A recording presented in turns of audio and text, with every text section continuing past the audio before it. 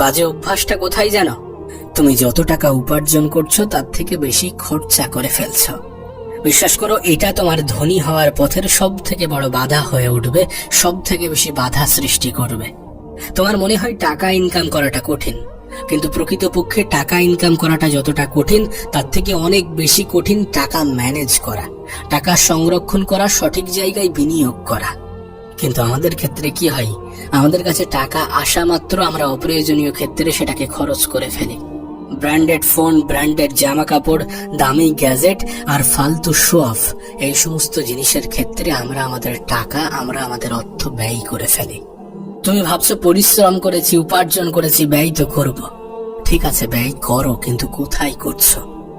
ধনী হওয়ার সহজ সূত্র হচ্ছে উপার্জন করো, সঞ্চয় করো এবং সঠিক জায়গায় বিনিয়োগ করো। যতটুকু উপার্জন করছো তার একটা অংশ সঞ্চয় করো এবং নিজের পরবর্তী পদক্ষেপের জন্য ইনভেস্ট করো। অপচয় করাটা বন্ধ করাটা প্রয়োজন। তুমি হয়তো ভাবো এখন অল্প বয়স আছে, এখন উপার্জন করব, এখন ব্যয় করব, এটাই তো স্বাভাবিক। আরে এখন বয়সটা কম আছে, এই জন্য কিছু সঞ্চয় করাটাও জরুরি। পঞ্চম বাজে অভ্যাস হচ্ছে ঝুঁকি নিতে ভয় পাওয়া।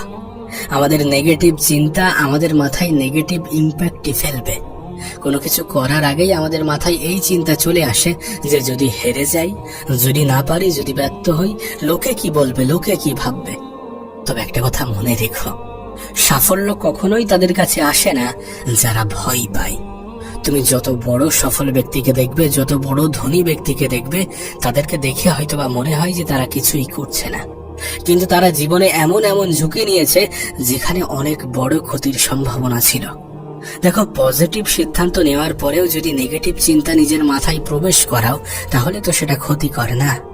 কিছুটা ভয় থাকা ভালো, কিন্তু এতটাও নয় যেটা তোমার মধ্যে সন্দেহ জাগায়, কিন্তু এতটাও নয় যেটা তোমার সফলতার পথের সব থেকে বড় বাধা হয়। তাই বলবো, এই 5টি অভ্যাসকে ত্যাগ করো। স্বপ্ন দেখো এবং স্বপ্ন দেখার জন্য নিজের সর্বত্র দিয়ে চেষ্টা করো। সফল হওয়ার জন্য নিজের সর্বত্র দিয়ে চেষ্টা করো। আর একটা কথা মাথায় রেখো, কোনো সফলতা এমনি এমনি আসে না।